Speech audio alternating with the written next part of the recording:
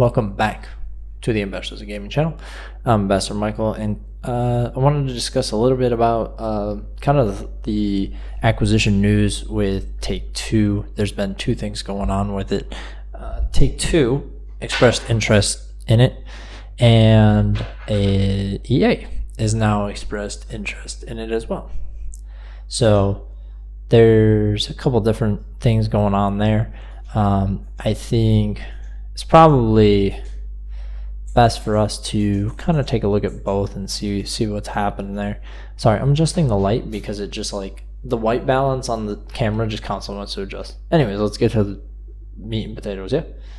So this came out today that EA kind of has interest in purchasing Codemasters. Take-Two has now reconsidered their bid.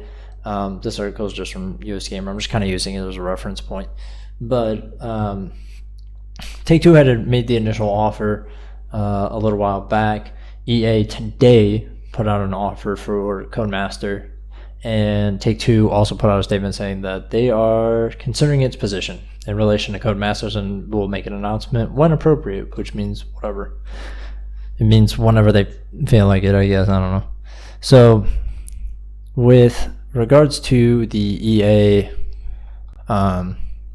Codemasters thing, I don't really I mean, for EA it makes business sense, but EA kind of sucks, right? Like, they've treated a lot of their properties poorly, they've treated a lot of gamers poorly, and so I don't really trust them with pretty much anything. I don't think you can really blame me for that either. Like, their track record is pretty horrendous. But I mean, it makes sense for them, but also, like, if they acquire this, that allows them to acquire one of the other big racing studios. I don't really know anything about racing games, but Dirt seems like the other, like, not serious fun racing game where you have GT, Gran Turismo, and then you have Forza, which seem to be the more like serious ones.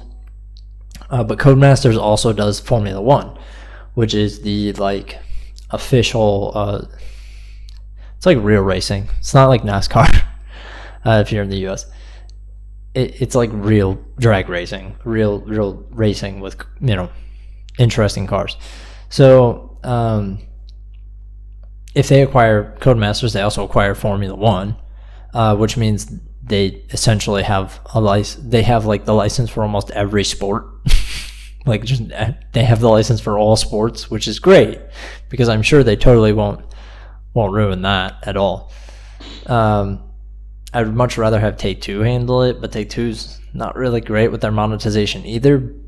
But at least they make good games for the most part, depending on who you give it to. If they give it to 2K, it might be fucked because, you know, whatever. Like, generally speaking, the 2K community seems to be pretty fine with NBA, but, like, I don't know, NBA 2K, like, kind of just shit on EA, so, like, EA doesn't even make NBA games anymore, really. So, like, there's like, 2K does NBA, and EA just does everything else, basically. So we just have these two, like, they have a duopoly. It's like, you know, that's it. Like, I mean, you don't have any choices. So I'd rather have Take-Two take over personally. Like, if we had any choice in the matter, because I don't trust EA at all. I just don't think it's a good idea. And it really, like, as soon as I saw it, I was like, oh, cool. They're just gonna like churn out Formula 1 games every year, and then they're just gonna do what they do to all their EA sports games and just like shove a bunch of shitty microtransactions and like dumb mechanics that nobody cares about until eventually, like, they're just all the same game with different sports. Like, there's like, okay, you have like your normal modes that like we don't give a fuck about and haven't updated since like forever, and then you have like the one mode we actually care about, which is the one that makes us money. And I just like don't like that. Take-Two does the same shit, but like, I don't know, GTA Online is actually good. Red Dead Online is not as good. So to be fair, Red Dead Online is not nearly as good, but it's just one of those things where we're seeing a lot of kind of the middle way disappear in terms of like independent developers and in terms of like AA games. Like THQ Nordic pretty much has like the stranglehold on all AA games. Microsoft sometimes puts out AA games. Sony doesn't really have any interest in it. It seems like that at most they like put out these games that are like borderline indie, or they just put out the big like AAA game. Like that seems to kind of be where they prefer to situate themselves. So I just don't think EA owning anybody is good, because they chew up and spit out all these studios. They chew up, eat their properties up, make them make garbage games and ridiculous turnaround times, and then shut them down when they don't meet their ridiculously high expectations. So, I mean, EA can afford it because they make whatever billions of dollars every year in revenue. So, like, they can afford $1.2 billion to just buy this company just because. And plus, it helps them because then they don't have to worry. It's more about, like, reducing competition at this point, I think, for EA than it is about, like, doing something new.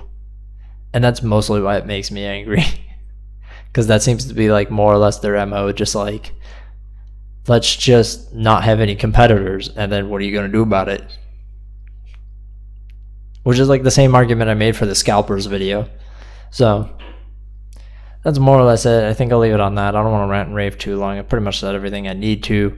So of course I want to hear what you have to say. Please comment, let us know. Sharing, subscribing also helps. Liking, all that type of stuff. Engagement with YouTube is just really dumb, because if like you don't get engagement, nobody cares, or YouTube thinks nobody cares, and if YouTube thinks nobody cares, they don't try to even push your stuff. And it literally is like a world of difference between like YouTube pushing a video and YouTube not. Like YouTube not adding you to the algorithm, like having low search results, not being suggested, all that stuff. I know nobody really cares, but I have to say it for my own sake because it makes me feel better, just in case I can reach a few people. So until next time, friends, I'm Buster Michael. Bye.